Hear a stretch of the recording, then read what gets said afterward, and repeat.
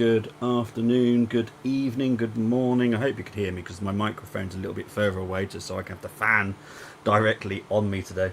Uh, it's honestly, gingers should just hibernate when it's the summer. That's going to be the new rule. But I hope everyone is doing well. Hope everyone's going to having a good day, even in this ridiculous weather. But we do have Neil with us today. How you doing, Neil? Yeah, very good, everyone. I hope everyone's doing well. Big up everyone in the chat. And yeah, looking forward to tonight's show, but also realizing that I think we can't get too carried away because the World Cup's still on. Yep. And, there's not a lot of movement happening, although the media like to make it out like there is because they've got Yeah. to sell stories. I think we just need to take a step back and go, it's a long way to go. Exactly, mate. Big up to everyone that's in the comments already. I've seen Connor. I'll come back to that. I'll actually star that so I can talk about that when we get to that position. Big up to Tamina. Talking about pretty much every single player in the media. Yep. Big up to Nay. Okay, I'll come star that one as well because that's more to do with midfield. Big up to Mo.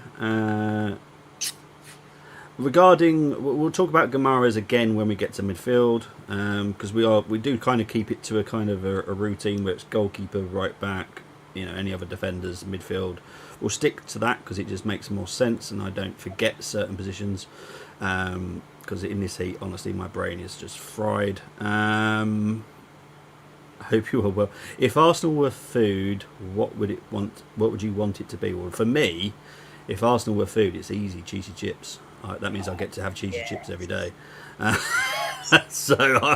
What about you, Neil? If Arsenal was food, I'm definitely going to choose ribeye steak, chips, and egg, and oh mate, yeah, big see, ribeye. I'm quite easy. Just cheesy chips, I'm happy. Yeah, There's Neil going full on. Yeah, Neil going full on. 2-inch thick ribeye steak, mate. Thanks. I'll be honest, I don't like steak at all. Bobby, doesn't interest me. Bobby, you're gonna let me cook for you, mate. You'll see a difference, mate. I've had all sorts of people cooking for me, like top chefs, and they've tried to convince me on steak. I've just never been convinced. It just doesn't do anything for me. It pains me to say, but my son doesn't like steak. I don't know what it is. I love beef. Yeah. I love burgers, I love mince and all that kind of stuff. As soon as it's in a steak form, I'm like, nah. He's exactly the same, and I think it's the texture of don't the like meat. it. What happened to Leo Meso? Temmie, you're... I do love you, Tem, but I have absolutely no idea what you're going on about. Big up to AFC 77. I don't think we should go for Bruno since we all... but yeah, in all fairness, what Temmie's saying about the Bruno tackles, once he signs for the Arsenal, he's not going to get away with those tackles. I do see where he's coming from with that. In all fairness, that's quite funny. Yeah, big up to Amy as well. Big up to Dylan. Yes, thank you very much, AFC 77. I had noticed earlier. Congrats on the 600 subs. I do appreciate it. Thank you ever so much, everybody. Big up to G and Ali that works behind the scenes, and Vinny as well, who have obviously helped a lot recently as well, getting those numbers up. So thank you ever so much, everybody, and everybody that joins us on shows. Neil, Nick, Dill. Oh, there's a plonker in the chat. Okay. Who's signed in as that? Yeah. Trust me, I know that person is no longer available to do that kind of stuff. But anyway, we'll move on from that.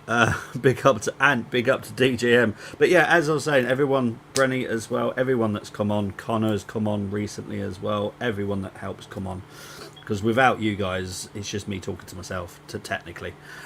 So obviously I know I got you guys on comments, but it's not quite the same with actually having someone on stream with. It's very difficult because it does just feel like you're talking to yourself still, because even it's comments and obviously live comments, it does feel like you're talking to yourself a bit. Just adds a bit of flow, mate. Just adds a bit of flow. Yeah, exactly. Yeah.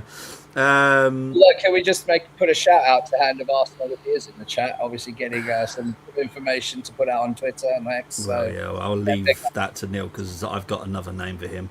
But anyway, Bobby has Keenan McGilda's stock dropped. Now, look, at the end of the day, how you perform for your international team doesn't really have much bearing on your market value because it's an international game, it's an international manager, they set up differently in international games. It has no bearing really on market value. There were some quite funny things that have come out regarding Yildiz, and it's just hilarious to read, to be honest. But I still think he's going to be a talking point. Maybe in August, if not next summer, will be a talking point personally. My God. Hey guys, Xhaka to Chelsea. Xhaka to Chelsea developed back in January. Now, it wasn't necessarily to Chelsea. It was he wanted to leave Sunderland in the summer. And I think the only thing that he's been convinced by Chelsea is because it's Xabi Alonso. As I have said about Xabi, that guy is actually very hard to turn down because he is a very good coach already after just a short time. So yeah, I don't have any issues with it personally. He's not been an Arsenal player for quite a while, so it has no bearing on me personally. So good luck to him. I think that's a good signing personally for Chelsea. Big up to Daniela Delosai. Do you know who's guaranteed coming? Out of the people that I know about, guaranteed, I know 3 of them will definitely join. I think the other 3 are being used as pawns in a very sick game that Berta likes to play. I'll be honest. We're gonna get into that, Bobby. We're gonna get into that. Oh, mate. We'll talk about Buadi, I promise. We will talk about Bob Buadi. But you cut the crust off a sandwich. I don't actually. I do eat crusts. I cut them off my son. He doesn't like crusts. All this steak stuff is making me hungry. I'll be honest. I love our streams, but there are a lot of streams that we do, and I do get really hungry after because we end up talking about food one way or the other. Big up to Dean. Yeah, there's a lot of people that want Norgard, so we'll get on to Norgard when we get to that situation. Gets an agreement with a player in the green. How does he know that that player would actually wait for us? So, as I've said, I'll quickly explain the greens. So, the greens, there's always an expiry date that is agreed by 3 different people. So, once that date comes up, a decision has to be made. It's either a yay or a nay. It's as simple as that. So, there's always expiry dates on these greens, and some are coming up, some are nowhere near coming up. So I'm not worried about any of it right now. I trust what Berta's doing. There's a clue in the photo, as always, what the whole situation is. It's mental right now. For people that don't understand, that's a lot of midfielders in a bowl, surrounded by the press, rubbing their heads because they're confused. Okay. Okay. I was trying to see if there were faces that I should be aware of in there. No, it just happens to be set in Rio de Janeiro. That's just a coincidence. Okay. It's just what it is. But yeah, let's see what other new comments there are before I move on. Would Zubi Dubi Doo go to Real Madrid? Possible. I think Real Madrid will be after either Rodri or Zubimendi personally this summer. That's what I expect. Was Bruno the South American in green? I've always told you there's always been a South American in green. Who it is, you'll soon find out. What I will say is when we trigger someone, I will let you know if they were in green. Some might blow your mind a little bit. That's what I'm going to say. Is it true that Bruno's got a buyout? Now, I will never speak about stuff that players want kept private. So whatever they want kept private, I won't say anything and won't even talk about it. I know there's a lot of rumours. They're rumours. So I'm not going to even go into that because I have respect for the clubs and respect for the players, and I have zero respect for agents, but players and teams. What fee, Bobby? What fee do you think they're looking at? 70 million? I think in a perfect world, it won't be any more than 70 million. Okay. I think that's a perfect. Is that what you feel they'll accept, though? Well, how do I say this? How long's a piece of string? This is the thing. I think it's a very similar situation to other players that could come into the club, where Newcastle would have to get closer to a replacement. And that's what I think you guys need to start looking out for as well now, is looking at Newcastle's rumour mill, to see what kind of movements they're making, because it will tell you a story. As I said, most of these things are just storytelling, panto, and it always goes down to a certain script, and it will all pan out in the end. You just have to sit back and relax.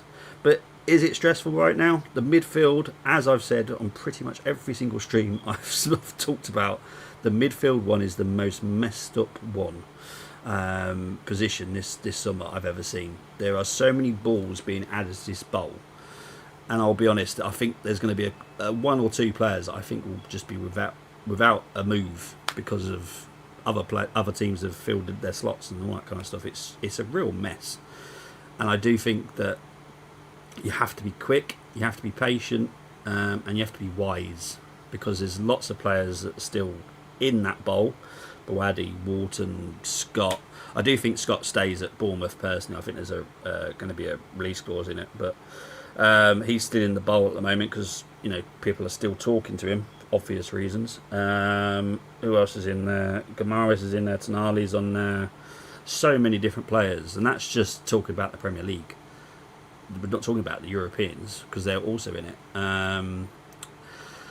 Big up to Sharvin asking about how hijacks happen, the way Mercer does work. Oh, well, I missed that because people have been adding extra comments. Does work. How hijack proof is it?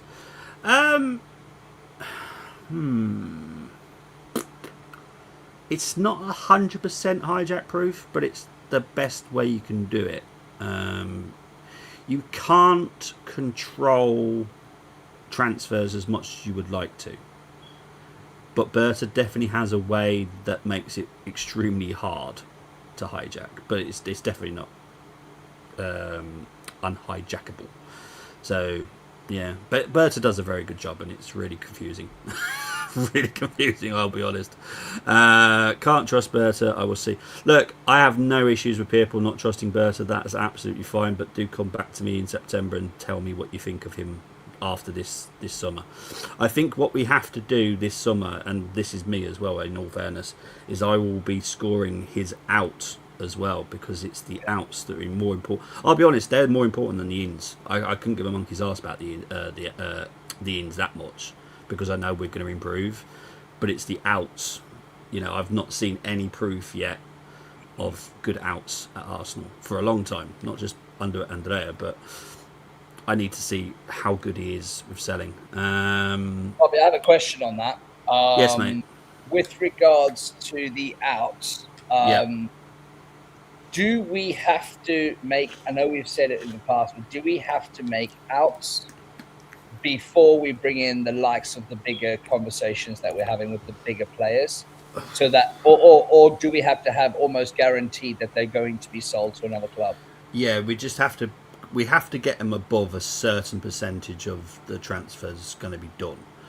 So we know that they're definitely going to go. Obviously, we have our own medical team, so we know who will possibly fail a medical if it gets to that point. So we are confident that certain people will leave. But when it comes to, do we need to sell before we buy? Technically, no, but technically, yes. Because what we don't want to do is go out and buy two players, because that's our squad full, and then we have no manoeuvrability at all whatsoever throughout the whole window. So I think what Andrea's trying to do at the moment is at least get some out the door. And unfortunately, the most of our outs are technically at the World Cup. There's a couple that are still at home and able to do, like Norgard, White, Jesus, that kind of thing. But yeah, they're not the most important ones that we need to go. if that makes sense. I don't know. I get that. Because obviously the main part that we're trying to improve is the forward line, and unfortunately, most of our forwards are not here. I get so. I mean, let's be honest. After last night's performance, Trossard must be looking pretty tasty to a few teams. Well, I think 20 million quid for Trossard's bargain, personally. Well, after his volley last night goal and the other goal, I think they're pretty outstanding, to be honest. Yeah. Rate the window 1 to 10. Your expectations. If we get everything that we want done, and don't forget, I am extremely harsh. Okay, I am one of the harshest people in the world when it comes to this. So I will say 9 out of 10, only because if one of these players does come in, I'll be honest, it doesn't excite me in the slightest. And I think we could have done better, but it's not done yet, so we'll wait and see. But currently on 9 out of 10. If they change this specific player to someone else who I prefer, then it's a 10. But I am an extremely harsh critic, so bear that in mind. Okay, there's going to be a lot of people. What position does this particular player play in? Oh, good try, young man. Good try. Good try. And all fairness, Chris is right. It's very rare I give a 10.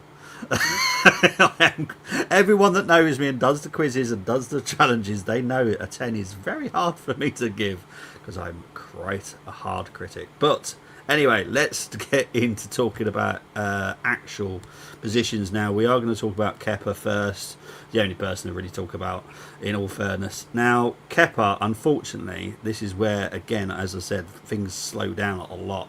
Kepa has not spoken to anybody in the last week. Which obviously has slowed everything down. We need Kepa to feck off for us to move anyone in. Now, if Kepa decides to stay, which is his right, I know there's a certain man who might be Spanish who works at our club, would love to keep Kepa. I personally, I don't. I want someone to come in that's young. There's I think it's the young lad from Toulouse, I think. His value is like 20 million quid, which is nothing. I personally would take a punt on him because I think he's outstanding. But if Kepa doesn't go, then we don't get anyone in the goalkeeper position, unfortunately. But as I said, we'll talk about this next week. Hopefully there's been conversations, but there's been literally no conversations goalkeeper-wise for 8 days. So nothing's happened whatsoever. So we'll just move into the right-back position. There has been some conversations with more than one fullback. One that I personally love, and the other one I'm like, it is what it is. And obviously we need to wait for Ben White to be full fitness. And obviously, as you've probably seen for people that watch social media, Ben White is obviously on holiday, but he is getting his fitness up. So that's very, very good. Now, I think I've probably asked you, Neil, loads of times, but are you quite happy for Ben White to go? I mean, I love Ben White. I love his attitude to the club. I love his love for the club. I love the fact that he throws Cucurella and undoes people's gloves, goalkeepers' gloves. I love the shithousery of Ben White. But if I'm honest with you, I think it's time to move on. Look, he's been struck by injuries a lot last season. He is getting on a bit. I would actually quite like to bring in a younger right back, but a right back that is young enough that can step in and play from 70 minutes or 60 minutes on and get Timber off the field. My only worry with Timber is his injuries. And with an ACL, it always seems to be not the season after the ACL that you come back. It's the following season after that. Seems to be a season where you tend to pick up hip injuries, knee injuries, stuff like that, reoccurring injuries. And so from my point of view, I actually would like to get 2. I know that's a big ask, but I think our defense last season was so important to us And when Timber got injured, we saw a massive drop off. So Yeah. I'd like to I'm bring with you. I'd like to bring a right back in that can keep the same level, same-ish level as Timber, and then Okay. a younger understudy as well. Okay. Would you be okay with, let's say, we had a midfielder that was quite comfortable at right back? I'm not talking about Declan Rice, by the way, or Zubimendi. I'm talking about a midfielder that can actually do the right back role comfortably.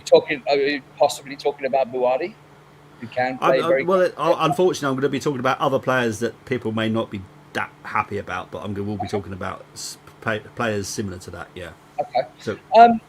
Yeah, I mean, look, I've never really liked the idea because I think, look, I get Obviously, Arteta. actually, I'll pause you for a minute. This is other than a right back coming in. So not just a midfielder that fills in as the number 2, but there'll be a number 2, but also a midfielder that can fill in there comfortably as well. Sorry. Okay, so like a third midfielder that can. Yeah. Yeah. Okay. Yeah, I mean, you know what, Bobby? Yeah, I'm all up for it. I mean, I like utility players. That's hence the reason I like the Alvarezes of the world. I like the Rogers of the world, the Ezes of the world, because they can mix and match and play in different positions. If I'm honest with you, I think it keeps teams guessing. But if I'm honest, I mean, I think, yeah, I'd take it. I would take it. Okay. Temmie, you can go and get knotted. I've seen the person you mentioned. You can go and bugger off. Who's that? You know how much I hate him. Zinni. Look, Zinni as a midfielder, fantastic. Yes. Fullback, hell no. Terrible. Absolutely awful. Now, I know Super have been mentioning Reed. Now, as far as I was aware, Reed was always going to be going to Man City. However, that has called a lot. I don't know why, but they have not spoken to him for a long time. One team that has well, there's actually 5 teams that scouted him, but one of those 5 teams happens to be us. Wow. I have 0 issue with Reed. 0. I have 0 issue with Achiapong as well from Chelsea. I personally, that's my favourite choice. Is Achiapong because he's also English. It's got nothing to do with being English. It's more to do with the fact that it actually helps with our homegrown talent.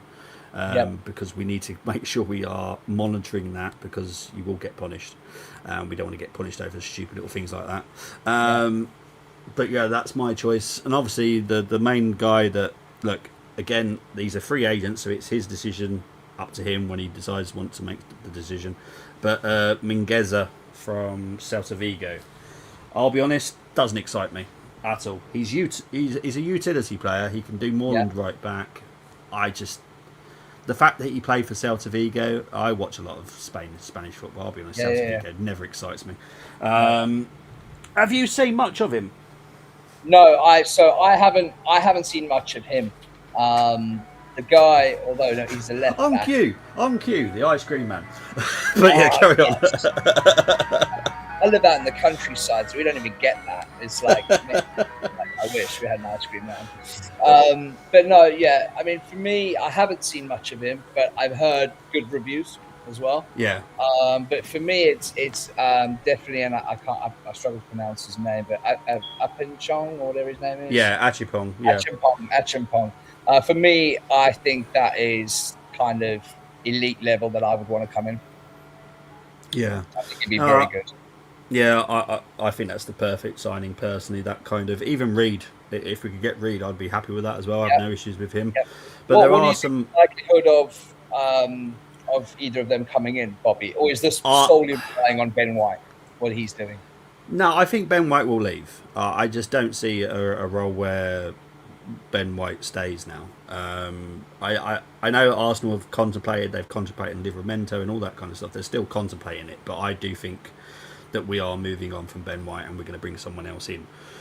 But Mingueza just doesn't excite me at all.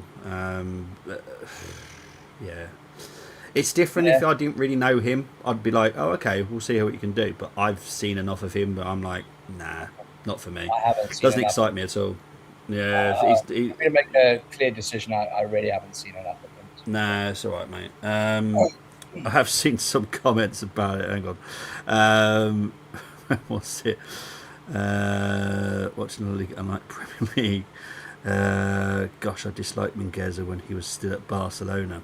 Yes, that's why I saw most of him play as well, because obviously I'm a Barca fan. But then he went to Celta Vigo, and yeah, it is what it is. He could read the lines. Reed is a very, very good player. I really do like Reed, but I always thought he was going to Man City personally, but that has cooled down a lot. And no offence, I am never going to speak about that guy at Bournemouth, for obvious reasons.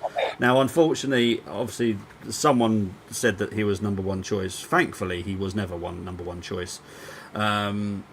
And also said that Palestra was number two choice. No. We were going down different routes. I still think we'll go down that different route and we'll get someone. I just don't think some fans will be excited by it, and that's fine. I might be one of them, if I'm being honest, if it's Mingueza. But if we get Achipong, which I personally would have, it just doesn't make sense. Chelsea would want to keep him. I don't think he'd want to stay there because obviously they've just bought Palestra, they've got Gusto. Yeah. The only way I can see that Achipong will stay is if Gusto was to leave, but 75 million quid. Not the the other one. Who's the other? And you're gonna have to tell me because I'll be honest. I haven't got a clue. Yeah, put it in the chat and I'll keep an eye on it. But yeah, so that's kind of covered the right back position. What is this Lioness FC that they're talking about? Oh, right. So quickly to cover London City Football Club. They are probably the richest women's team in. I'd probably say world football. In all fairness, she also, well, she kind of. She owns a very big American team as well. I can't remember what it is now, but she's come over here and just changed the whole. I think in the next 2 or 3 years that London City will be challenging the big four. They're really good. Coyote, he's one of the many names. There's loads of names, but he's obviously Brentford. But I'm waiting to see what. I think Chris has said Araujo. Isn't he the left back from Sporting? Isn't there another Araujo that plays for Bournemouth? Oh, there might be Araujo that plays for Bournemouth. I thought that was the left back that plays for. I might be wrong. I think he means Araujo, who was on loan from Bournemouth. Oh, okay. Look, we've done our homework on the right back position, so I'm not too concerned who does come in apart from one person. That's how I see it. Fresneda, I have no issues with. I wanted him a couple of seasons ago. We didn't get him, so whenever that comes, I'll be happy when he comes if he does come. But yeah, there's just one I don't want. That I'll just be honest. There's just one person I don't want. If it's not him, I'm happy as Larry. But it is what it is. There's no real need to talk about any other positions. Just maybe keeping out possibly a left back. But that's not essential. I think we've got other issues that we need to deal with first before. With regards to that, what are the stories and links on my favourite player, Calafiori? Is there anything happening there, or is that now dead in the water? Let's have a look. Has there been any conversations? The last conversation, unfortunately, there has been one 4 days ago on Calafiori, but nothing since. I think Real Madrid are just monitoring the situation. They know how much they need to pay. If they want him, there's a price, but it is extremely high. Well, we're talking like 90 million, aren't we? Yeah, it's a very good price. Personally, I'd have no issues with selling him for 90 million. I'll be honest. I'll be like, yeah, see you later. I love the players, but there's always a price that I'm willing to let them go for. 90 million. See you later, ta-ra. Yeah, because we can easily replace him for that. And make a profit. So yeah, I'm all happy with that. For 100 million anyways, go away. Currently Mosquera does look like he's staying. I think because we know what we're doing with him now, and I think that there is something that might happen in the next season or two. I think it's wise that we keep Mosquera just for that possibility. because we need someone that will have experience. Mosquera will play a fair amount of games next season, and I think that's good for him. I think that's where he was worried. I'm talking about Saliba. Are you talking about Saliba to Real Madrid? Yeah, I still think Saliba. Well, I don't rule out PSG at some point either, because he's got two dream clubs. He's got Real Madrid and obviously PSG being the French big club. But yeah, it wouldn't shock me, because at some point Marquinhos has got to go from PSG, so it makes sense. And Saliba, in my opinion, is the best French centre back there is. I mean, both of them are having an outstanding World Cup. I mean, Gabby as well is having an outstanding World Cup currently. Yeah, I mean, it just looks so good. They just both are. I mean, England are literally looking at them going, "We wish we had those two centre backs playing for us." Well, I never understand why we ever pick Konza personally, but there we go. What's this? Newcastle are offering Bruno 200,000 per week wages. I couldn't answer if that's something that's recently happened. As far as I'm aware, no. I can't. Yeah. Is he not earning nearly that anyways, Bobby? I mean, I would have thought Bruno Guimaraes would be on similar wages to 200 grand a week. So let's have a look. I mean, it doesn't really make much sense to me, that, because if he's not on 200 grand a week, then I would be leaving the club as well, if I'm honest. Yeah.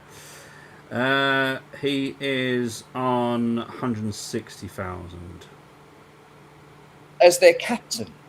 Yeah. And they had, oh my god, no wonder the guy was. And what you're seeing is something that happened a long time ago. That's not recent. So they offered him a 4-year package worth 200,000. He still hasn't signed a contract. They were trying to get him to sign one last season, weren't they? Yeah, and they still hasn't. Because he's got 2 years left on that contract, Bobby, and his price is only going to go down from next year with a year left, and he'll be 29 next year as well. So it does make sense for them to sell him. I know Eddie Howe probably doesn't, because I think there's a big exodus happening there due to Eddie Howe, who we all think and know should have gone. But at the same time, you know, I mean, Arsenal can easily match that 200 grand anyways. So, well, exactly. I think 220, 230 for Bruno makes sense. Exactly. It's below Declan's. I'm going to stick my neck out there. I actually can't not see it happening. I really can't. No. There's no ways we're going in. We'll talk about it when we get to midfield, but there's no ways we're carrying on the way we are if we're not certain the player wants to come. Yeah. So regarding what, because Wrestling is asking regarding Tonali, I'll be honest, I think Tonali and Guimaraes both leave. I don't see both of them staying. Obviously, we did the Premier League show last night. Newcastle talking to 4 midfielders. There's no need to talk to 4 midfielders if only one person's going. I just think Newcastle need a reset. I think they've promised too much to these players, and it hasn't ended up like that. Bruno is a top level midfielder, so is Tonali. They have to be playing at the top level. Newcastle are not playing at the top level next season. Bobby, I said this yesterday. He's got maybe 3 seasons left at the top level, Bruno. Yeah. And it doesn't even matter what they promise him. I'm sure that he's going to want to, and obviously I'm not putting any disrespect on the Carabao Cup or the FA Cup, but what I am saying is I believe that he's going to want to go somewhere where he is challenging in his last 3 seasons for the Premier League and the Champions League as well. Because as a footballer, as good as he is, he's never experienced that because he's played for Newcastle. So everything points to Burton knows what he wants. He knows how to get it, and I think he will get it. Yeah.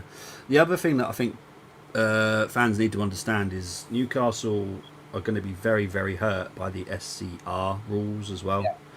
They're not going to be able to afford certain wages. So, like Anthony's talking about £200,000, they can't really afford to do that. That's a huge chunk of change without enough commercial value coming in. I just don't think they can afford it, personally. Because if you think about it, Gordon's gone. He was a top earner at Newcastle. Tonali will go. Guimaraes, in my opinion, will go. So yeah, they need to get rid of the top earners. Big up to Chris's niece and nephew as well, saying hi to us. Hi, bless. But yeah, for me, Newcastle have got other issues. Personally, just move on, get red, and buy in something that is more suitable for the kind of size that you are right now. And that's not me being horrible. But I honestly believe that, Bobby. I think that the Saudi, PIF or whatever, they came in and bought them. I genuinely think they thought they'd come in, spend loads of money, buy people like Mbappe and this and that, Yeah. and actually, it doesn't work like that. And that's even the FCR, like Chris has just said, the amount of money we've just turned over this season with all the winnings and the commercial sponsorships and everything. I don't think people quite understand, because I know there's been a lot of talk in the Discord, in the Football Takeover Discord, about we have to have a budget for these midfielders, and we have to have a budget for this, and we have to have a budget for that. I don't think they quite realise that this last season that's just gone, we are the top earning club in Premier League history, more than Man United, more than Manchester City. It is the highest total that a Premier League club has earned in one season, in one year. Let's call it 1 year. As a business, I don't think people quite realise how hard that is as a business. So I think people need to realise when they're saying, can we afford, and I'm just throwing names out there, can we afford Alvarez? Can we afford Vinicius Jr.? Can we afford? Yes, we can afford all these players. We can. We can pay them very well too. So I think people have to realize that we can do these things, but it also has to relate to, we can't break the team up. A team that's just become champions, you can't break that team up because you want to sign Mbappe. I know we're not signing Mbappe, but you can't break a team up because you want to sign Mbappe. It doesn't work like that. So I think there is a plan in place, and I think I for one, what would you say this window, Bobby, compared to last window? Because I know you thought very highly of last window. Yeah. What do you think this window compared to last window is going to be, in your opinion? Better than last window. It's more to do with quality. Bar one person that might ruin it for me personally. That's just my personal opinion, though. Improve quality all over the pitch, which is what I think we need. I think we did lack that last season. I think we got away with some games last season, in my opinion. With a better performing Liverpool, better performing City, United performed way better than they expected. I think we might have struggled because Liverpool and City could have picked it if we did get away with a few games. I have to be honest. 100%. But I think watching the Josh Kronk interview afterwards with Gary Neville on Overlap, watching that interview and watching Richard as well in that interview, these guys I think they know that as well. I think they know they got away with one, and I think that's why this summer is going to be better than a lot of people think. And I know that there's a lot of worry. I know there's a lot of worry out there because of past seasons, but I think we need to move past that era of we can't afford this, we have to sell our best players. We're not in that position anymore. We're a very, very powerful football club now, and I think people need to know that and go, it is going to happen. Big signings are going to come in, guys. The World Cup is causing massive issues at the moment, but big signings will come. Yeah, this summer. This summer, not next summer. This summer. It's not a future plan; it's a now plan. Look, I'm being harsh on one specific person that I think might come in, but that's me. Some people might really like him. That's great. Good for you. But I'm quite harsh. I know I am. It's one of my flaws. I am extremely harsh.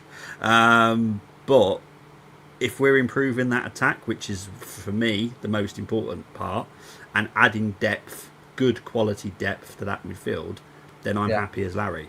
I would prefer someone different in another position, but that's just me. I'm quite, as I said, I'm picky. But yeah, let's move into midfield anyway, because we are 40 minutes in and we do need to finish in an hour and a half. This is the conversation. I think this is the conversation. I think this and the forward line is definitely going to be where the majority of our conversation centers. Yes, right. So Buadi, yes, it's changed a little bit, not as much as people were expecting it to. It's changed to 85% chance of happening now. Now, the only reason that has happened is because Man City are now in the conversation. Man City have a plan. It's a bit of a weird plan, if I'm being honest. The decision is down to him. We have put a very good plan in, but City's is different, to put it in the nicest possible way. However, I think with City, they've still got that black cloud over them. So I still think that 85% chance that he chooses us, because I do think our plan is very, very good. But City are City. You know, they are... I don't think they're the biggest club in England. That's just my opinion. But some players do consider them being the biggest club in England. And what if I do find funny, I don't know if you've never noticed it, but they're still saying Pep's Man City, Pep's Guardiola's Man City. And I'm like, they do realise Guardiola's gone. Yeah, and not only that, Bobby, but I think we see personally, just my opinion, I think we see a massive drop-off next season for Maresca. He is not Pep. I think he's a good manager. He's nowhere near Pep. Manager, but he's not Pep. And Pep can change a game within seconds. Being in the game, he can change a game and be like, I've seen something here, I'm going to change it up and change it. Maresca's not that. He's really not. Yeah. See, now people will probably question why I think I'm that confident. Now, the reason is we're very, very close with the Lille owner. We've got a good relationship with him for obvious reasons. If you just look into our history with Lille, you'll know why. We do have a good working relationship with him. We've been speaking to Buadi for like 18 months. We've monitored it. Obviously, we did think he was going to the PSG, but obviously PSG have other plans now, and that's fine. And Buadi, obviously, that's his dream club. Not going to happen, so that's fine. Let's move on from that. And now it's a case for him to decide what he wants to do. Now, that decision won't happen until... Is it Morocco he plays for? Yeah. Now? Because I know he's French, but he plays for Morocco now. Until they get knocked out. Then there might be a holiday. I bloody hope not. But there's probably going to be a holiday, which then drags the decision that little bit longer. But as I said, the World Cup is going to cause so many hurdles. It's ridiculous. But I still am confident that our plan and our pathway is better than Man City's.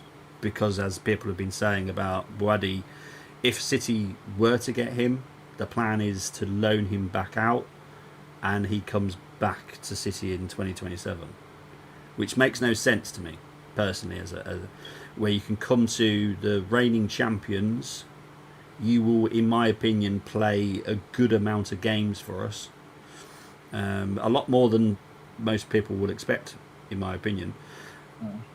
And I'll be honest, we're probably favourites to win the league next season as well. Yeah, so, and play alongside the likes of Rice, possibly Bruno Guimaraes. You know, you're playing with Premier League winners. Yeah, exactly. As opposed to Maresca.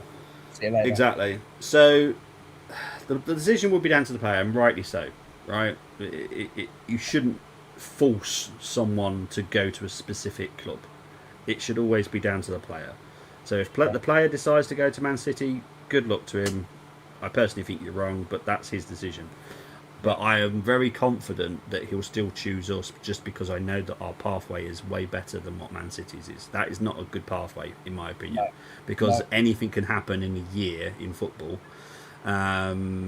which could scupper everything. You know, surely Anderson's looked at these charges and everything. Like, Bobby, I just don't get. Firstly, I don't get why they haven't been announced yet. Like, it's ridiculous. 3 years, come on, it's been ridiculous. After the World Cup, mate, I reckon. Okay. There's no way they would announce it through the World Cup, because people would be furious. Do you think that's why they paid 116 million up front instead of spread out over terms? No, that's to that's to do with Evangelos, who has worked miracles. Personally, I do have great respect for the man for doing that. 16 million up front. Yeah, good on him. Yeah, fair play. It helps his SCR as well, in all fairness, as well. So, yeah, Forest will have a good summer now. So obviously we're talking about Brady, so I just thought I'd go back to the question regarding Connor. I think I've I've covered that. Connor's one. Are we considering buying Brady and loaning him? Right. So, nay, if we were to get him, that is not what we're doing with him. We will bring him in as a squad player.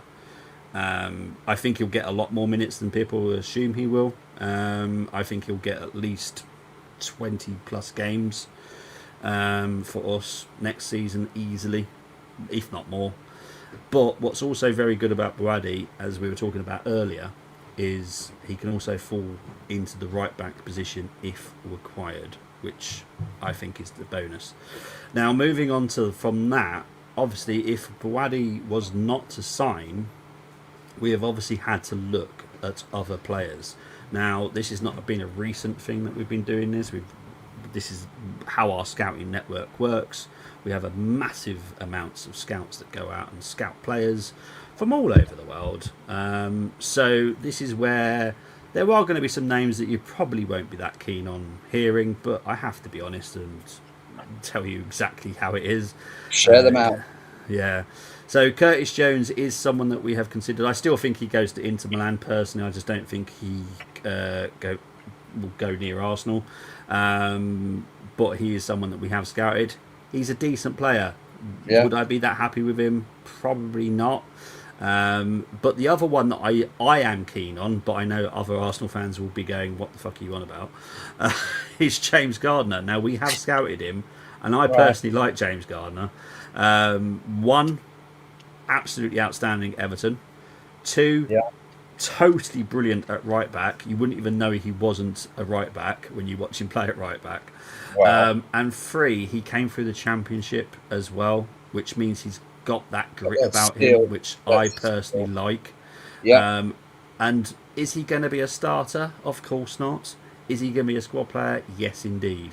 So I have absolutely no issues if it was to go down. It's not saying we are doing that, but these are players that we have scouted for this kind of position. That's what we do. Bobby, is this a kind of a Norgard replacement? This one is more the Norgard position, yeah, because Norgard needs to be replaced, but we've always wanted another midfielder of top quality to be a rotational player, I suppose. I don't want to call him a squad player because he will be playing more games than you expect. But we also need to replace Norgard, who will be leaving. Now, obviously, I know someone's been mentioning about Crystal Palace are coming in for him. Yes, Premier League teams have obviously come in for Norgard for obvious reasons. He played for a long time in the Premier League, outstanding seasons, and a very good level. Season. But from a personal point of view, I want him to go to Ajax. Ajax want him. I want him as well at Ajax because they are my Dutch club. So I need him at Ajax personally, but. Can he go to the Premier League? Of course he can. It's his choice at the end of the day. We're not going to get a lot of money for him. You know what, Chris? That's a good shout as well, because obviously with Xhaka leaving Sunderland, that would be a really good replacement. And I've got no issues with that, actually, because I love Middlesbrough, Newcastle and Sunderland. I love that kind of hatred towards one another, so I quite have a soft spot for all three of those clubs just because of the hatred they have for each other. I quite enjoy that. I love it. It's very much like it is around here with Wolves, West Brom, Birmingham, Villa. The hatred for one another is immense. It's quite fun. I can't lie, Bobby. At the moment, I kind of hate Newcastle and I kind of hate Aston Villa as well. Purely because of the meltdowns their fans are having. It's just ridiculous on X. But at the same time, I get it. Like, if someone had come in for, let's say, Declan Rice, I'd probably be in the same position right now. If City were doing it, I'd probably be like, you're not getting him. Pay us 400 million and you can have him. that's kind of the things I would say as well. So I kind of get it, but yeah. Can we just get this World Cup finished, please? I know that's honestly, it's holding up so much. It's ridiculous. Chris saying I've got about, mate. You could probably count the teams that I hate on my hands compared to the teams that I love. I have a soft spot for a lot of clubs, but I'm a football fan first before I am an Arsenal fan. That's always been the way I am. Okay. I fell in love with football before I chose a club when I was younger. So it wasn't. I was going to be an Arsenal fan. That wasn't the case with me. It was a case of I fell in love with football first. Then I chose Arsenal. My son doesn't have a chance. He's forced to wear Arsenal kit. No, that's fine. His mum didn't, like this morning I took him to football. His mum was like, "Oh, you can put on his England kit." I was like, "Absolutely not. He's wearing his Arsenal kit." No, that's fine. But I get where you're coming from. Yeah, but I'm a massive football fan. Everyone knows this. This is why it's the most painful thing for me right now, not being able to watch the World Cup. And it is really painful. I'm not even just slightly kidding. It is horrendous. Thankfully, I did get to watch the qualifying today, so at least I had some sport to watch today. Dylan, we don't watch Irish football, mate. Please, come on, sort it out, mate. Come on. There are other leagues actually playing at the moment. Yeah, in I watch Irish. I watch rugby, but other than that, no, I'm not watching Irish football. Please. Yeah.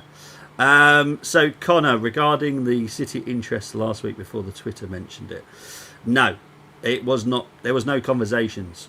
What I do is I watch proof. I don't listen to rumours. I don't listen to what someone's saying. I don't listen to people that play golf because they're friends with agents and all that kind of stuff. I listen to the truth, not fiction. Look, some people might guess things right, and that's amazing. Well done. You're good at guessing. Have a punt at the lottery and see if you can guess the numbers right. But I look at proof and proof only. That is all I do. There was no proof that Man City were coming in for him, and all they've done really is just speak to the team. And I'll be honest, that is allowed. So they've offered him a package. If he wants to take that package, that's his decision. He's got loads of packages. It's not like Arsenal the only package there. Out of the ones before the City one, clear as day, it was going to be us. Now it's a little bit less clear as day, just because the City offer is City, as in full well how much they're going to be offering him. We're not going to do that.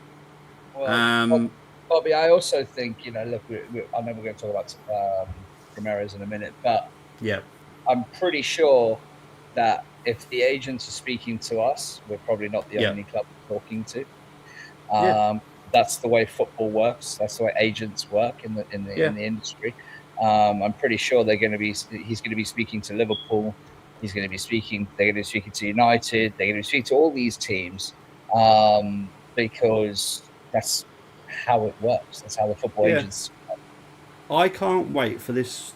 The only reason I can't wait for this window to be open is because I want to talk about certain players that have turned down massive offers to go to a better project because they're more excited about a better project than they're just worried about money.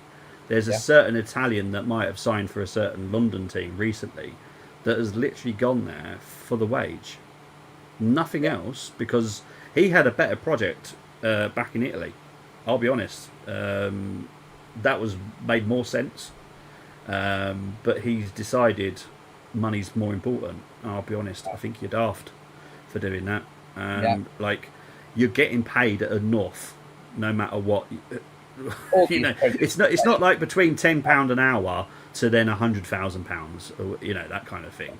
It's you're going to be minimum paid 100,000 no matter what, but now he's going to get paid over 200,000. Why? Well, I'm also not being funny, mate, but like Man City offering Anderson 300 grand a week. I mean, that whole transfer is £200 million. The whole transfer. It's so senseless. It's just, it does not make sense to me how Man City can go and do that and yet the dark cloud's still over them, is beyond me. But I'm sure that will be dealt with in good time. I'm sure. Yeah, it's just honestly, I just hate it. So Bobby, on to the next person that we're going to get asked, because obviously, Zubimendi. I know we mentioned it briefly on last night. Yeah, Zubimendi is a possibility. He does leave. Real Madrid will be the most likely destination for him. Okay. It doesn't really change much for us. I think what we will do is have a little bit of a sit down. We've obviously got loads of names and people that we've scouted already, and we'll decide what kind of route we want to go down. I don't think we'll go down a crazy route personally. I think we'll go down where they're more developed than Boadi, so they've got more experience, but they're not ridiculously expensive. I think that's what it is. Where does Bruno come into this conversation, Bobby? I think we need to talk about him, because I think everyone. Bruno comes into the conversation where I've always said we've wanted someone that comes in as a squad, well, a rotational midfielder, I would say, that has Premier League experience. Because when you're let's put a name in there, which is Hulmand, who I've put on the thumbnail. Yes. Now, Hulmand, personally, if Zubimendi goes, I think we go and get Hulmand. That's what I think. Right. But we've always wanted someone with Premier League experience, so that's why we're looking at Guimaraes. And was Guimaraes a market opportunity? And the fact that we've wanted him in the past, and Berta loves him. I wouldn't say it was a market opportunity. Things have been known for quite a while regarding Guimaraes. Hence why I've mentioned him quite a few times in the list that I give you guys in Discord. Berta has always wanted Guimaraes. Arsenal as well, before even Berta came, wanted Guimaraes. So it just makes sense. And personally, I love Guimaraes. So I have zero issues. Mate, a midfield of Guimaraes, Rice and Rodgers is just so exciting, mate. It is. It's wow. Yeah. So obviously this show will be next week. We'll talk a little bit more, because I'm sure things will develop this week as well. I think you may see a little bit more closer to incomings this week. Personally, that's what I think. Okay. Bobby, can I ask a percentage for Bruno?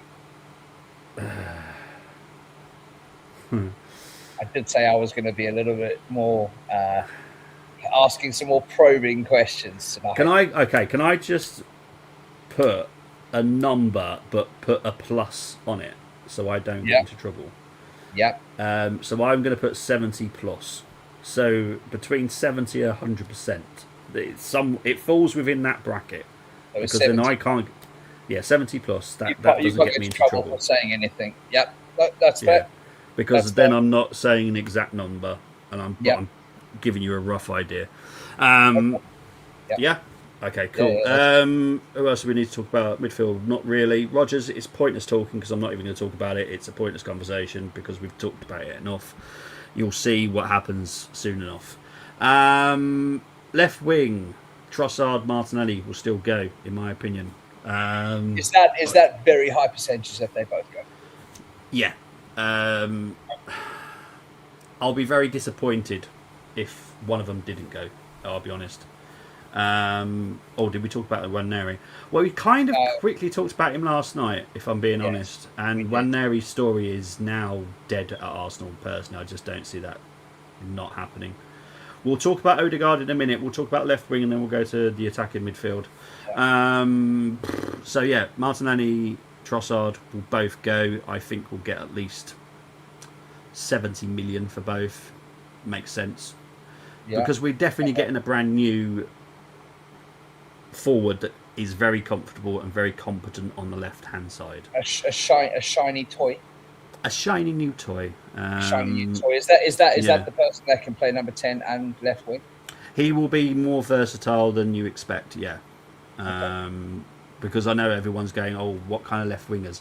I've always said, ignore left wingers. It's more of a, there are certain players, especially the ones that I know about, that don't just play on the left. They play on the right. They play at striker. They play at number 10. I personally, that excites me more than going and get. And if you remember very carefully, people, Henri Pires was not just a winger, versatile player, very versatile. Bergkamp, versatile. Henri, versatile. That excites me more than a Glenn Helder. Limpar, I loved him to bits, but he literally was kind of a one-trick pony. And the versatile forwards excite me more anyway, so I've actually got no issues with it. But I know people that seem to be fixated on the left wing. Connor's just said about Nwaneri, because we mentioned it last night, Connor.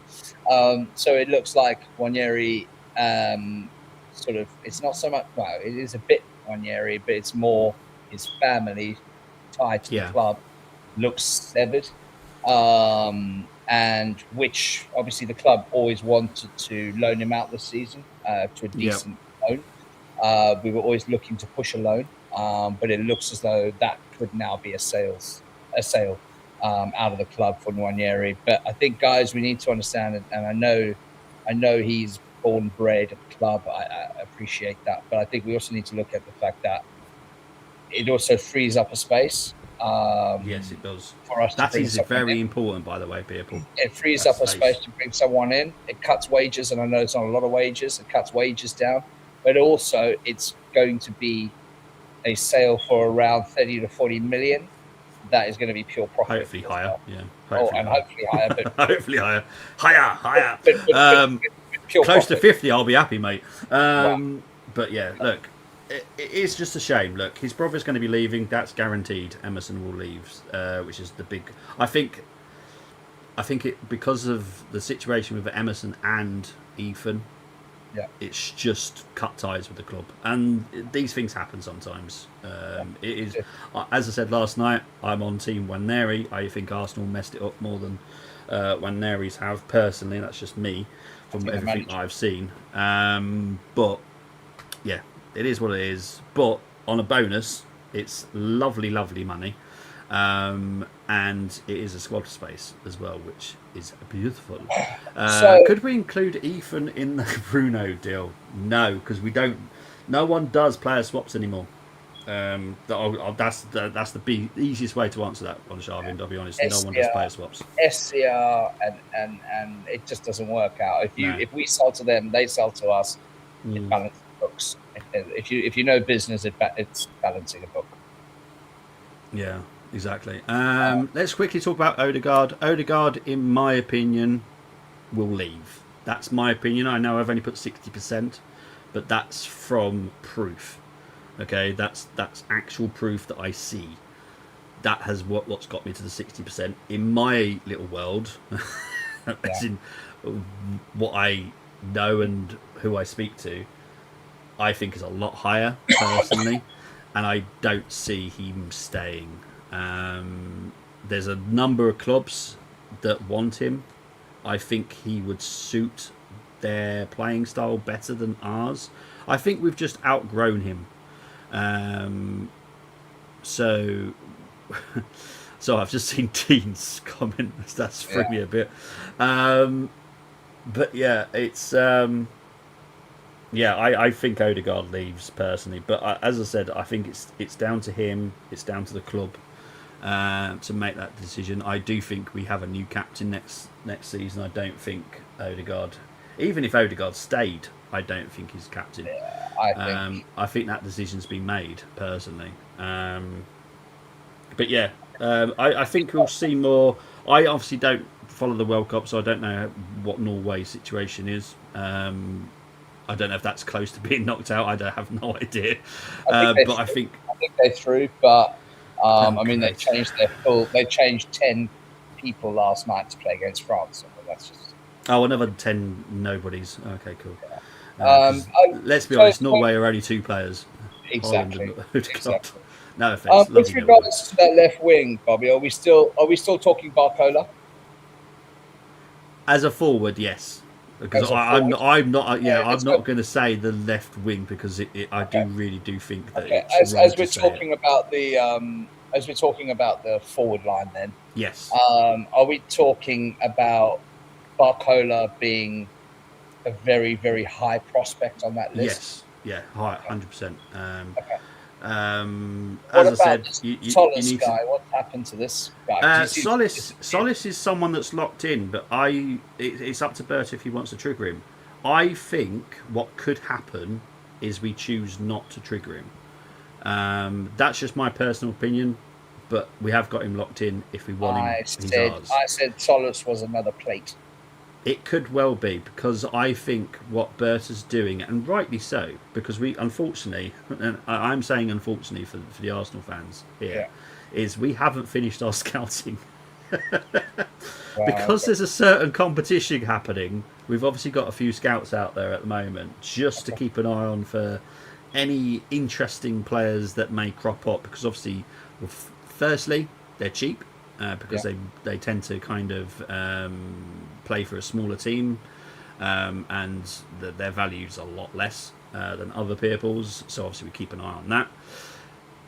But I just think there might be something that could happen, which does change situations personally. What I can see, this is what I can see, doesn't say it's going to happen.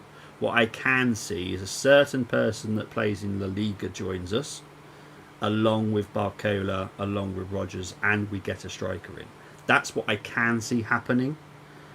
And if that was the situation that occurred, that means Solis doesn't come in. Does that make sense? Mate, Solis can go and do one if that's the case. But no, that's the kind of scenario that I think could happen, because obviously if someone is gettable, then I think we would have to drop the Solis stuff, because it's pointless. And then I think we then move the Solis situation to an attacking midfielder situation where we get a younger attacking midfield prospect in as well. So there's still a lot of developing situations that could happen. I did say, I have said this all along, this is going to be a long window. We're not going to get our business done in July and that's it. This will be going as far as we need to. Because you know, a lot depends. I mean, is Odegaard going? If he is going, that's someone you need to replace, because he's pretty pivotal. You know, and I also, you know, I'm sitting here thinking, okay, I hear what you're saying, but it's so confusing because I think everyone forgets that we also have a very good player in Eze. Exactly. Well. I think a lot of people are forgetting the Eze one. And I think Eze will be a lot better this season because he'll understand what the coach is trying to do. But I also think Eze will look better this season because Arteta is going to play better football, because I think the club are forcing him to play better football. Yeah. But I think also, you know, I can see Ant saying Vinny. I personally think, and you can clear your throat if I'm right, I personally think that the player you're talking about is Alvarez. There we go. Thank you very much. So you know, like you said, and we all know Alvarez can play 9, left wing, right wing. Yep. You know, number 10. I think we all know he can play everywhere across that front line, and I think that excites Arteta. And I can personally see us going and blowing 130 million on him very easily. Yeah.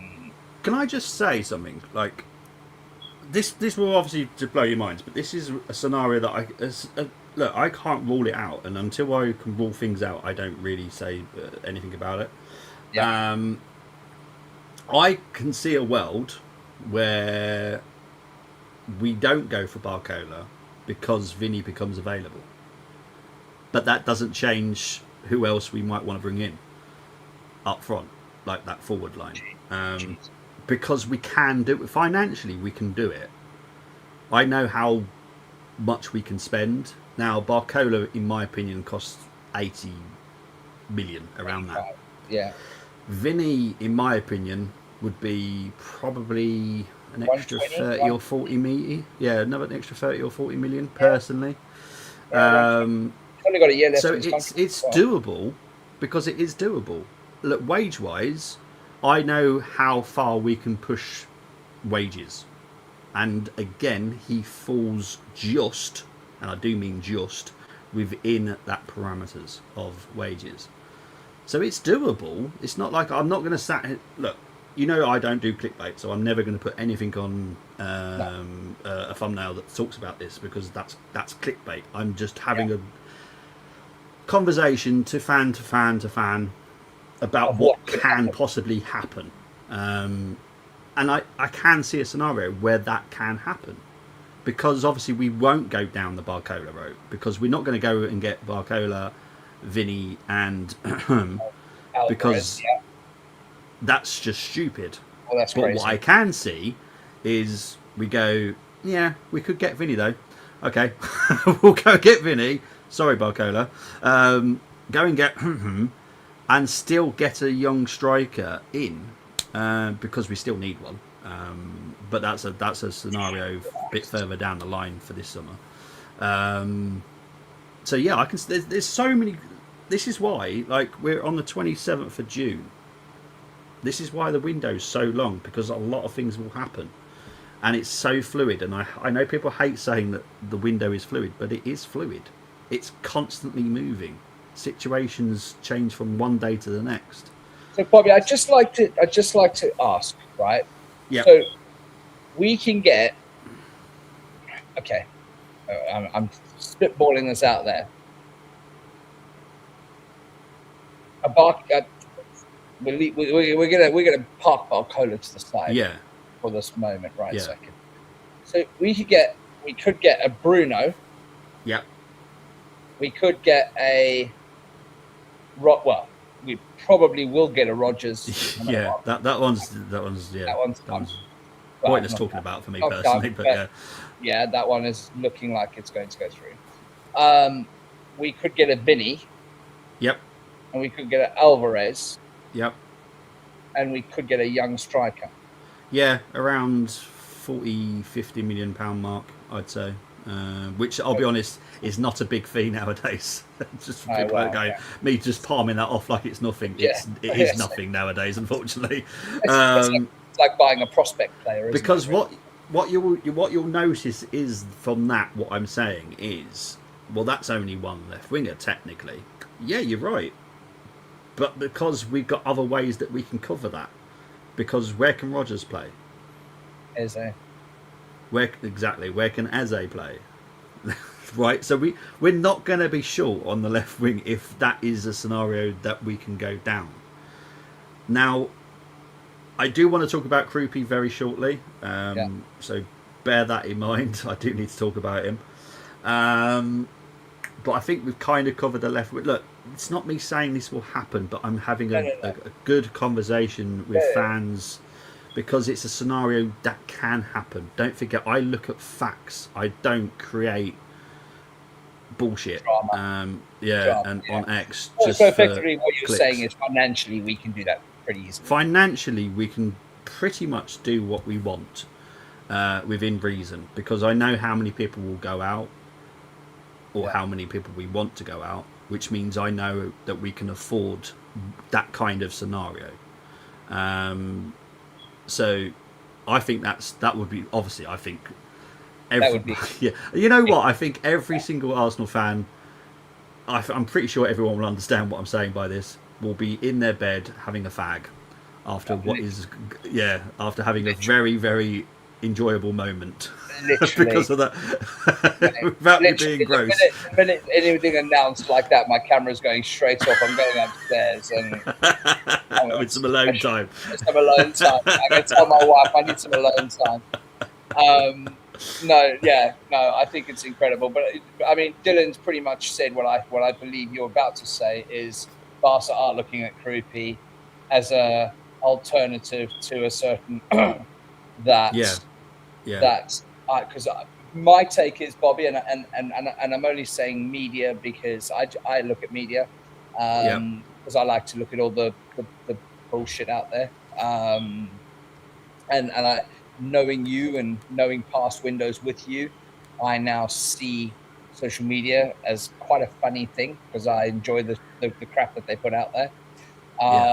But from my point of view, I think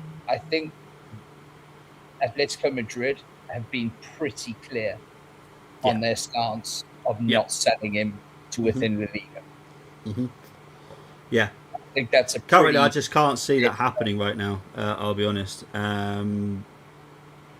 because the way unless that the way can that they Barcelona and Real Madrid work is horrendous. yeah They are bully boys in La yeah Liga, and I love Atletico for standing up to them. I agree with you fully.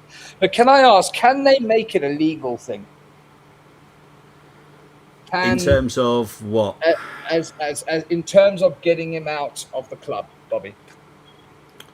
Um, Can Alvarez's guys or Barca take it Force a to move. force legally force a move?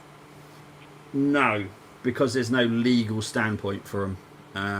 There's no promise. There's a release clause. Barca would Yep, have to trigger that. five Um, hundred million. yeah, Barca can't afford that. So there's no legal standpoint. Alvarez, I'll be honest, is a really nice guy. Right. So I don't see him going down that route.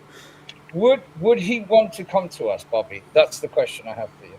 Yes, he would definitely like to come to Arsenal. As I've said, he's never said no to Arsenal, ever, and he won't, because he's not that type of guy. Has there been positive conversations between Berta and Madrid yet? There's been many conversations between Atletico and Berta. Yeah.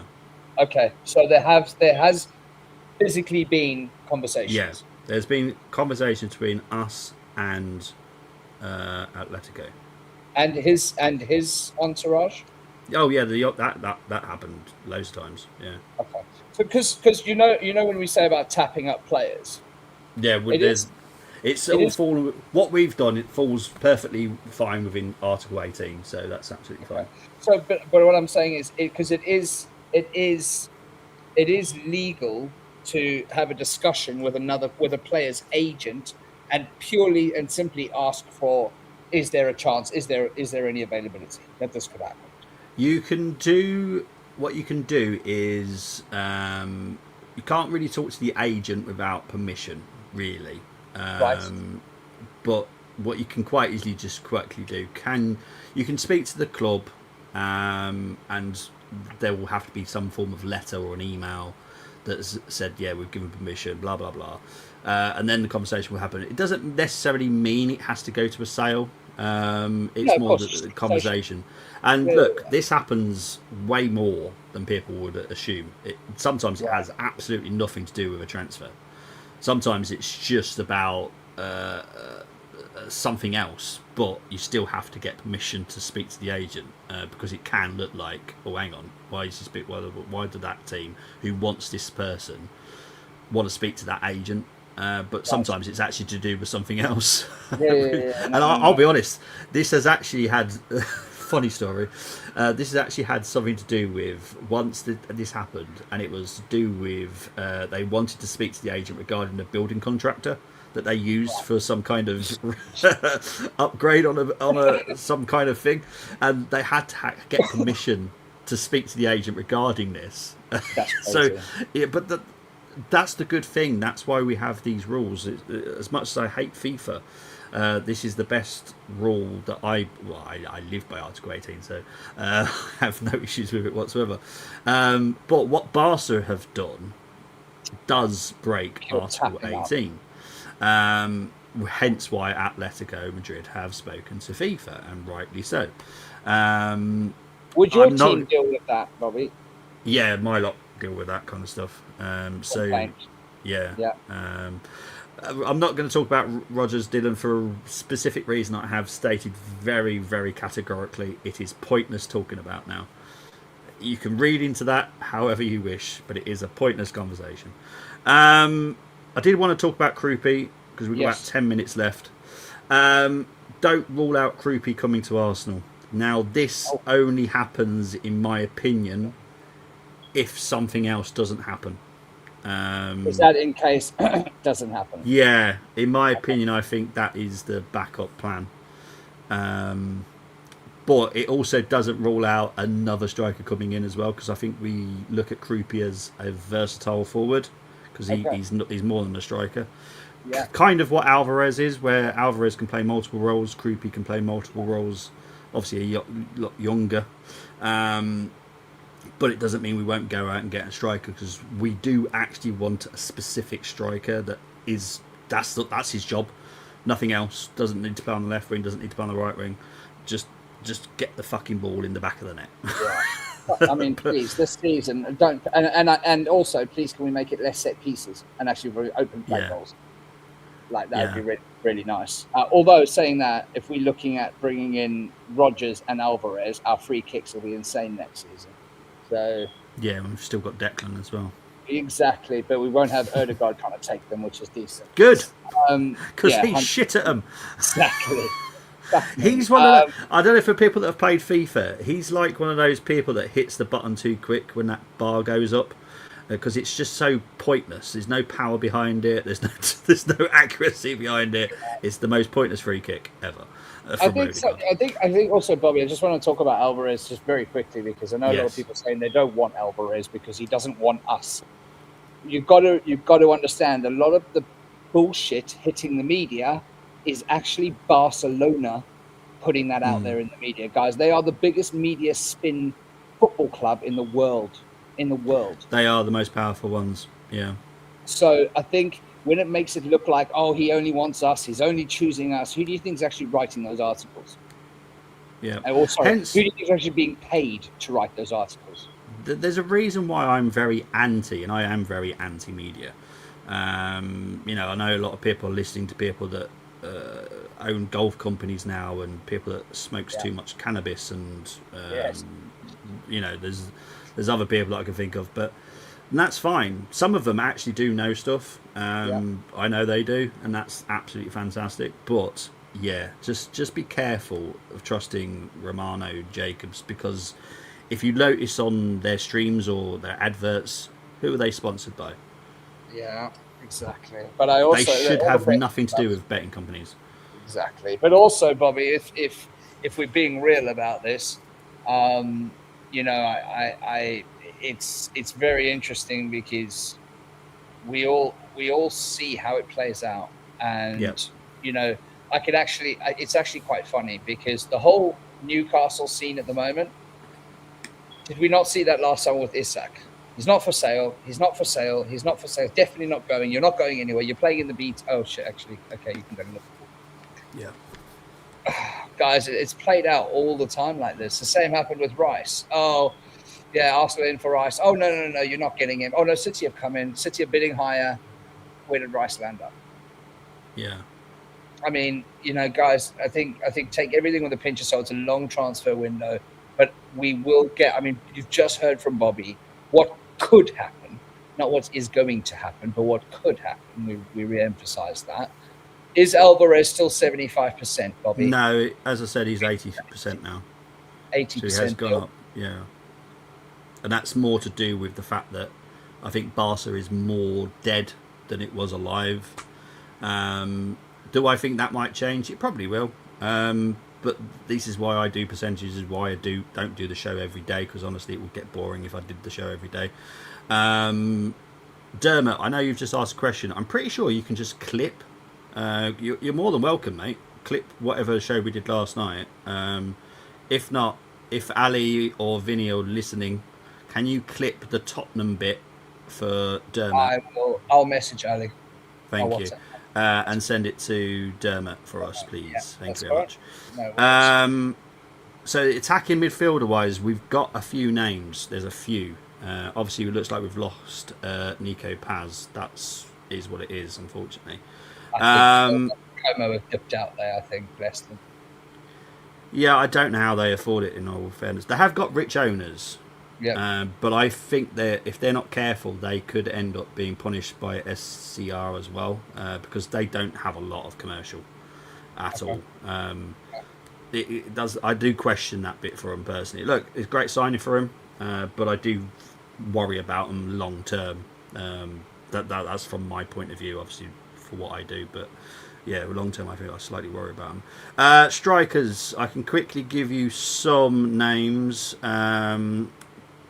Endrick is for me the front runner is Endrick. Who else is on there that I can list? Sorry, I do have to make sure they've all been ticked before I can say their names.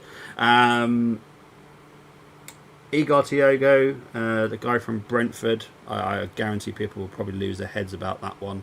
I'm the same, if I'm honest. I'm not that excited by him. Who else we got? Obviously, we'd love Esposito, but we're not paying 80 million quid for the guy. So good. He is. I'm trying to think of anyone else. Kafane from Leverkusen.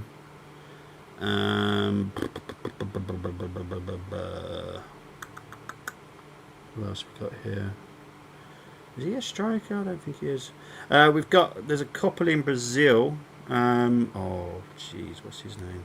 How do I say his name? Just to let Dermo know, I've messaged Ali. Brilliant stuff. So in WhatsApp. Thanks, mate. Appreciate that. Just have a look at these ones. We've got a few other young left wingers we're looking at. To be honest, there's not many. Oh, we have spoken to, I don't know if anyone remembers Santiago Castro, the centre forward from Bologna. He's only 21. He falls within that remit. But yeah, it's about 50 million quid is what I expect to spend on a striker if we do go down that route. I do think we can, especially if Marino was to leave. Because I know someone's asked about if Zubi was to leave, would we need 3? Yes, technically, because what we technically could do, again, this is just technical issues. Marino, we could then use as another midfielder, technically, because we'd have Guimaraes as the DM anyway, because Guimaraes is a DM, don't forget that. He's a very good 8 as well. Declan is also a very good DM, also an 8. So again, not going to be too concerned about this. Marino, personally, I don't want to see him in midfield, but if it's, as I'm saying, this is a scenario that could happen. And then we'd go and get the striker. If we could get Marino out the door as well, then yes, we would definitely go out and buy a striker. If we don't get a striker, that means Marino's number 3, and then we can get another midfielder. There's loads of different scenarios, and this is what I keep saying. People coming out back in May, April, saying, oh, this is what we're going to do, these are the names. Pointless. Pointless. It is the biggest waste of your time, because transfers are fluid, situations are fluid, and anything is possible, especially with the way that Berta works. Berta is not normal. Did you answer the Gyökeres Havertz leaving? Oh well, has the percentage gone up on either of those leaving? Havertz, I still think he's going next summer for definite. Yeah. Could he leave this summer? Possible. I just don't see it. There's been conversations. He's a ready-made replacement for Kane, isn't he? Yeah, and there are other clubs that have spoken to his team as well. I just don't see it. I just think he's destined for Bayern Munich. I hate saying it because I'm not a Munich fan, but he's man-made for Munich personally, and that happens next summer. Gyökeres, there's a price tag on him. Now, that doesn't necessarily mean we want to sell him, but if someone came in for him and offered that money, then we will sell. It's as simple as that, and I guarantee we then replace him. It's as simple as that. Because Romano, Fabrizio, Wanker, basically, came out the other day, which I don't think's a lie, but I think he said like a lot of clubs have asked Arsenal for availability for Gyökeres. Yeah. So that could be one to watch through the window. Personally, I don't want him to go. I think he deserves his place there. I think he did an outstanding job in his first season. All right, here we go. I'll give you a scenario here now. Right, you're the owner of Arsenal Football Club. I'm a certain other club that's not in the Premier League. I offer you 80 million quid for Gyökeres. Are you taking it? Yeah, all day. There you go. See how easy it is. I would, and that's just coming from someone that runs their own business. In the end of the day, it's a tidy little profit, and you can look to replace very easily. Exactly. So yeah, it's for me. It's. I'd also just like to read something that's just come out as a Sky Yes. Sports interview Okay. uh, by Josh Cronk, actually. Hmm. So anyone that thinks that we don't have the money to do what Bobby suggested we may do this summer is this: we have seen the caliber of players that other top clubs are bringing in, and we won't be left behind. Money is not an issue. We are backing the manager and the project fully to make sure we defend the Premier League title successfully and deliver back-to-back titles. There you go. Money is not an issue. Nope. So I think that's pretty good thing to stop the stream on, because we Well, as I are. said, there is no financial issues with us. Obviously, I don't think we would ever want, and I'll be honest, I don't think any club wants to go down this route, where you spend 500 million quid, but you hardly bring anything in. You know what? No club wants to do that, and we're not going to be stupid. Yeah, no We one wants to will do want to sell it. a substantial amount of players and bringing a substantial amount of money. But it doesn't mean it doesn't hold. We don't have a limit on what we want to spend. But we have a I limit have on space. exactly, and that's something you don't want to screw yourselves up, because you will get punished. Because if you have a certain amount over a limit of non English players or non homegrown players, you then get limited for the squad for, I think it's the Champions League, don't you, or something like that? Some weird shit rule. So we don't want to fall down that route. So look, just be excited. Just enjoy the journey. It is going to be stressful. I know that Tyler's having a few meltdowns, and that's fine. But it is so early in the window still. And I did say that the World Cup is a massive, massive hurdle. That finishes on, I believe, the 19th of July. And then you've got to bear in mind, whoever gets knocked out at whatever stage, they could possibly need a holiday first. Because obviously they want some thinking time and all that kind of stuff. Some might not want them to do that. They might want to make the decision and then go on holiday.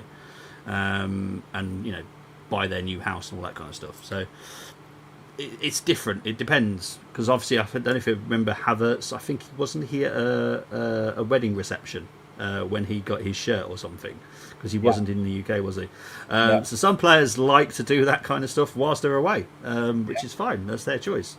But some don't, and that's what you've got to bear in mind. This is why I've said it's a long window, and I do emphasise the word long, because it's going to be stressful. But yeah, has there any real questions come in? Because we do need to wrap it up. Yeah, I need the literally, second fan I'm going to run through the last few. So, Bobby, how can you see us spending 300? How much can you see us spending? 300 million, more or less? I think you said 300 million. I will be really pissed off if we don't spend over 300 million. I'll be honest. I'll be really pissed off. I can definitely see us spending over 300. If we spend less than that, I'll be pissed. There you go, Chris. Chris, you'll be pissed. So there you go. What at the end of the window? Let me just make sure that we keep the Irish fella happy. Big up, Steele. Look, we do actually miss you, mate. I'll be honest, we do miss you. And I'm sure he's getting enough problem at home. So let's big up his wife and hope everything goes smooth there. Well, big up his wife, mainly because she's got to cope with Dill. So big up to Dill's wife. We love you, and you must have so much patience. And I'm quite scared of her, actually, because she thinks I'm a bad influence on Dill.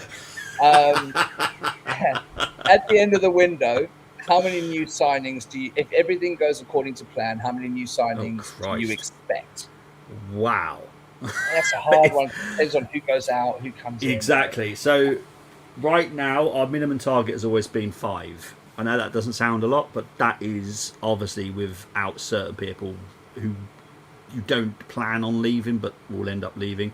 So minimum target has always been 5 for Andrea. Andrea's always said to me 6 is the minimum for him. Arsenal set the target of 5, by the way, not Andrea. Andrea set me a target of 6. But I can see us going up to 8, and depending on who leaves, and this is where it gets crazy. I've seen the Anthony's question about Wesley. Yes, we have scouted him, but as far as I'm aware, hasn't he got an injury? I'm not 100% sure. I don't know how bad the injury is, but I'm pretty sure he's got an injury. 998765 has basically said, thank you for everything, Bobby. However, do you see Gyökeres, Havertz, and Alvarez in the same team? Say that again. Sorry, who was that? Do you see Gyökeres, Alvarez in the same team? There is a scenario that can happen. Yeah, that can happen. We don't have to sell Gyökeres to get a certain Argentinian, so we don't have to. But what I will say is obviously Atletico would want to replace him, and obviously Gyökeres will be one of those players that they will be very keen on. So you've got to bear that in mind. I have a question as well. I'm just going to read a couple. Sorry, Bobby, I know we're going slightly over. No worries, mate. A couple in Discord that people have asked me to read out. So I'm just asking that. I mean, I know obviously you can't say, well, you kind of don't want to say whether there's a release clause or anything for Bruno. Is it a fact that it would be, if there were to be one, would it have to be paid in a lump sum? No. We don't have that rule like they do in La Liga. Eze had a release clause, don't forget, and we found a different way of paying. All you got to do is find a way where you're above the value. It only has to be £1 sometimes. You don't have to be millions over it. Okay. Zubimendi, obviously, we were quite a few million over his release clause, but that's because of the way that we wanted to pay for it. But yeah, for the British release clauses, no, there doesn't have to be a lump sum. And then we've got a gentleman in Discord. I don't actually know his name, but it's BB89 in Discord. Oh, okay, yeah. Who's asked if there's any interest in Cashew Sano. Is that the Japanese midfielder? Yes, Cashew Sano. As I said, I did say it, I can't remember how long ago, about 20 minutes, 30 minutes ago. We have got a massive scouting network out in America right now who are scouting extra players in the World Cup. And as far as I know, if the guy that I think you're talking about plays for a Dutch team called Nijmegen, which tells me that his value will be extremely low, that is obviously something that we would definitely consider if he's performed well and the data backs that up as well. So don't forget, we scout, but we also gather data. So don't rule it out. I know that there's loads of players now on the list as well that weren't there last week, but I'm not going to talk about them because they're World Cup related, which doesn't necessarily mean get that excited. It could be, as I said, Andrea plans for not just this window, he plans for future windows as well, so maybe it's something that they'll keep an eye on him and see how they progress at their clubs. And Dill, you know I love you. Just I had to say something about you, mate. I miss you. Yes. But yeah, so that's, don't rule out other names. I know that there's just another one that I know about. There's a young Mexican that has entered the system as well now that we're scouting. So I think he's a 19-year-old Mexican that's supposedly done well at the World Cup. There's going to be others because we've got a good scouting network, so it's good. Okay. Any others, mate? Yeah, BB, same guy, same question. Wants to know if there may be something tactically that we've arranged for the Emirates Cup, considering the Borussia Dortmund game is happening. Could there be someone that we're scouting there or using that for a conversation by any chance? What does happen is when we have spoken to certain teams regarding certain targets, sometimes you get into a personal chat with them as well. It doesn't necessarily mean we will sign a player from that team, but we're definitely interested in a team from, I believe we're talking about Dortmund, aren't you? So there is at least 2 players that I can think of at Dortmund that we have definitely scouted, got a very big interest in, especially a certain left back called Svensson, who's a Swede. But yeah, so when you have those kind of conversations, sometimes you just come up. I'm obviously very happy with Dortmund due to the fact they're my German team, so that makes me smile. And obviously the other team is obviously Como. There is no need to read into any of that. We all know why. That's the clear and obvious reason why we're playing Como. Yeah. I think that's it, Bobby. I think a lot of people are now asking about bits and pieces about Madrid, Vinny Jr., what's happening with his contracts. Okay, quickly with Vinny, I will finish this on the Vinny stuff. Okay, Vinny will obviously make a decision when he gets back from the World Cup. Obviously, I'm assuming Brazil will go fairly deep into it. Yeah. So you're going to have to be really patient with Vinny's situation. Do I think that they come to some kind of agreement? There is a chance, of course it is. I don't like Perez. He's one of the worst owners, in my opinion. Yeah. If the Vinny stuff ends up he leaves, then Jesus Christ, this merry-go-round, this whole football situation changes like that. Because not only will we be in the conversation, PSG will be in the conversation, Saudi clubs will be in the conversation. Depending on what happens with City, City will be in the conversation. And that obviously has a knock-on effect to whatever player they're going to need to sell, not just talking about Man City, but PSG. It's going to have a massive knock-on effect, which is why I think a lot of clubs currently, not just Arsenal, are being patient with their business because you can see what's happening. Don't forget, this is what I do. This is why I help you guys. I'm trying to guide you through it. And I know what they're looking at. They're looking at possible scenarios that could happen. You don't want to spunk all your money quickly and then not be in the conversation later because you've got no money to even get in the conversation. Yeah. Who the hell? Look, I'm not the greatest fan of Vinny Jr., but that's my personal opinion, right? Is he a fantastic player? Yes. I just don't like him as a person. I think he's a bit of a knob. But as I've said on previous seasons, sometimes you need a knob. And I suppose technically we are missing a bit of a knob in our dressing room. I agree. So I don't mind having one. Don't want too many though. But so I wouldn't have major issues with it. Would it excite me? Fuck yes.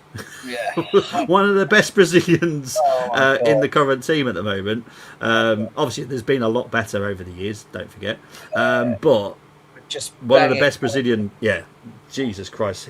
Saka on the right, Vinny on the left. Yes, please. Alvarez, Perez, Rodgers. Oh my God. Yes, please. But look, it's a scenario that could happen. And obviously, and very sensibly, I don't know, Tyler, you need to listen to this bit. This is why Berta's not rushing things, because there's certain scenarios that could happen. And you've got to prepare yourself for it, because if in Tyler's world, Tyler, you can tell me if I'm wrong when you come back to this and you listen to this bit. If we spent all our money right now, and then certain people that you love were available, but we can't physically buy them because we've spent all our money, are you going to be happy with that? Well, it's simple as, mate. If we went out and bought Barcola, and it turned around and said Vinny Jr. is available, and we went and begging to come to Arsenal as well, everyone would be in meltdown. Yeah. So I think we're very wise in doing the way that we're doing it. It's like, we've got 6 in green. We're using those as tactical pawns, I should say. I do think 3 of those will join, but I think Berta's used them as tactical pawns, and rightly so. So, yeah. Bobby, has Rodgers moved from green to done? I'm not going to talk about Rodgers because it's a pointless conversation. Has you moved off your system yet? I'm not going to talk about Rodgers because it's a pointless conversation. If you remember what I was like during Declan Rice and Zubimendi situations. Right, okay. I got it. I got the message. And by the way, they don't come off my system until you literally see them in pictures. Okay, holding up a shirt. Okay. Yeah. All right. Cool. No, that's all I'm going to say. No, all right. Awesome stuff. Guys, unfortunately, as I said, this will be done every week. So next Friday will be the Premier League show. Next Saturday will be the Arsenal show. It's the best way I could do things. Plus, it also gives you the best information, because whatever I talk about will have happened in the last 7 days, so it gives you a rough idea of what's going on. Good try, Deal. But look, it is what it is. I do appreciate everybody that watches. Honestly, thank you for all your questions, Neil. Thank you very much for helping me with the questions, because obviously it's a feed, and obviously I've got 3 other screens on my screen to keep an eye on exactly what's happening, so I can tell you exactly what's happening. It's a lot easier for me. But yeah, guys, without you, we wouldn't have a show. So thank you very much, Neil. Massive thank you to you as well. I've just seen. I'll just see what Tush has said. I'm sorry, but I will always stick with the Premier League and the Arsenal. I know how much you would love to do 2 shows on just Arsenal, but this is Football Takeover, not Arsenal Takeover. So there we go. Sorry, no. No. I was just saying, Bobby, I enjoy these shows because I'm a fan. In the end of the day, you know, and I trust you. I trust the information you give. And guys, I think you've got to understand that Bobby is like, and he's said it so many times. We are literally, he's guiding us, right? Things change. It's as simple as that. Like Bobby said, it's a fluid system. And I think we've got to all understand that, you know, the whole Buwadi thing, no one literally saw that coming from City. And you know what? Has anything happened since then? No. You know, I think we just got to give it time. And I think, you know, relax, enjoy the summer, enjoy the weather.